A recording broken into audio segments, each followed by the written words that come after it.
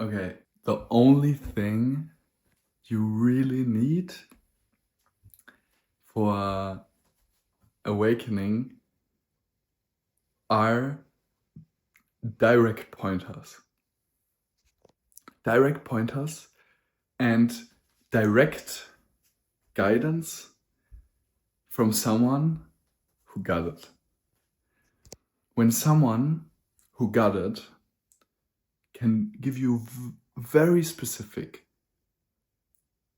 pointers that are unique to your resistances, hindrances, attachments, and ignorance or blind spots, they can directly, especially when you are honest. I mean, of course, it requires a lot of conditions, and I have no doubt that years of meditation can be helpful for awakening and enlightenment and realizing and recognizing awareness. You know, there are a ton of things, Shakti pad, like a bunch of things that can be helpful, breath work. That being said, what I felt like I was spinning my wheels and it never really clicked until I met a guy who sat down with me. I talked with him. I was as honest as I can about what I fear, what I resist, what doesn't make sense to me about this. And he was able, like a surgeon, enlightenment work, I believe consciousness work is the work of a surgeon. It's 100% straight and personalized. Now, of course, there are techniques that work for a bunch of people, and I'm sure there are things that can work for many. But the more direct and personalized it is, the more powerful, potent, and effective it's gonna be. And I think one person, one guide, direct contact with a guide on a weekly basis at least is required, because it really convinces you to give it a shot. And it is so much nonverbal communication that's going on in an interaction like that, that could not possibly be communicated any other way, not through a book, not through a video, not through anything. Because when you talk to someone, you know they're not bullshitting when you talk to them straight. When you are honest, they are honest. And that communicates something in their presence, in their energy, in your conviction, what that does with your conviction. And that belief is not needed. But for me specifically, I told him, hey, look, I get what you mean, all right, but I think that this is emotional suppression when you do it like that. What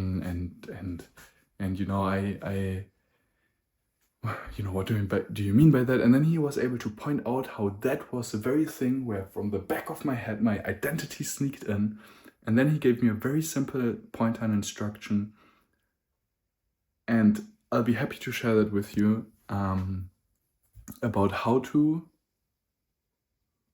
it's basically, you can think of a thought and you can look into the content of the thought, like, oh, I'm hungry, or this is an apple, or this is annoying, or I don't believe you, or no, this is emotional suppression, the way you teach enlightenment. You gotta appreciate awareness.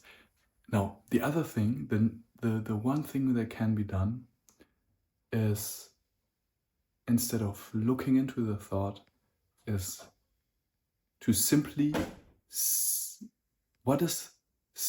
noticing that there's even a thought without having regard for the content. Simply, what is it that in us that feels that there's a thought at all? What is it that sees that thought independent of the content? How do we even know that there's a thought? What is it that knows the thought? And maybe, of course, that pointer would not have worked if I hadn't done a 10-day Vipassana retreat, where a lot of that where glimpses of that happened. Maybe, I don't know, ultimately it's all a synchronistic match and all of it culminates. That being said, You know, if that pointer was delivered in a way that really made it click. And I'll make more in-depth videos about it where I'll try to guide and see, and you can experiment with it and try it out. But really, it requires a back and forth. It requires a conversation with someone who has made that step, who has recognized this, what so many people call awareness, but it really doesn't matter. It's not an overused word, but it is a word that, you know, oh, what should that mean? And it seems so impossible to reach. But in this back and forth, really direct pointers can be given and they can work. And this is the one thing that really made click. I deeply have the desire to document it and take you every step of the way.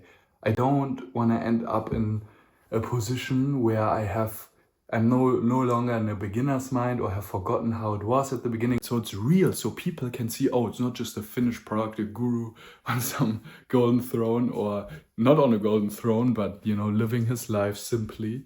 And then, okay, how did he get there? And then he's talking from there and it seems so far to reach. No, I really want to document the entire process from a normal guy in a normal life who simply has the desire and is seeking and is confused and has the troubles and has whatever it may be, but has a knowing also, has a knowing deep down in our hearts that there's greater possibility, that it's possible, right? That it's possible and that heaven is possible. Heaven on earth is possible.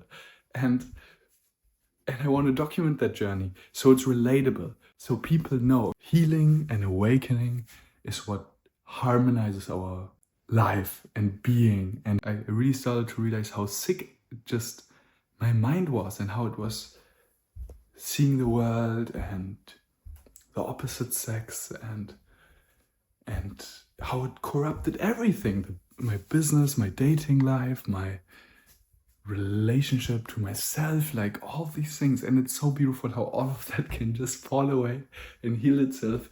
And I guess I'm blessed. I don't know. I really do hope, and this is really a key thing. I really do hope that I can develop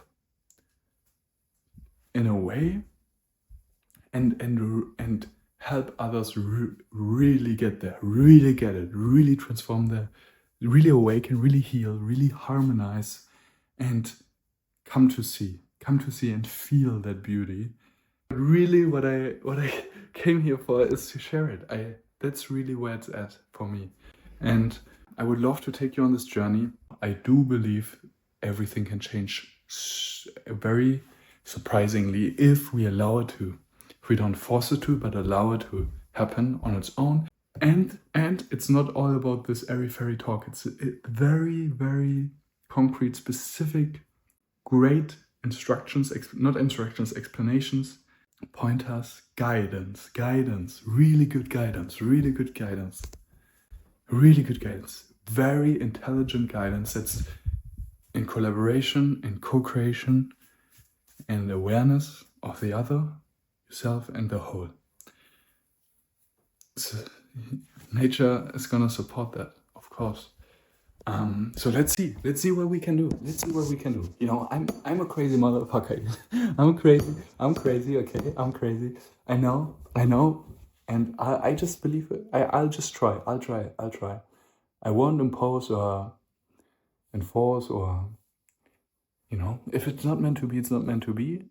But I'll go as far as life allows me to go. Or allows this whole thing to go. And we shall see.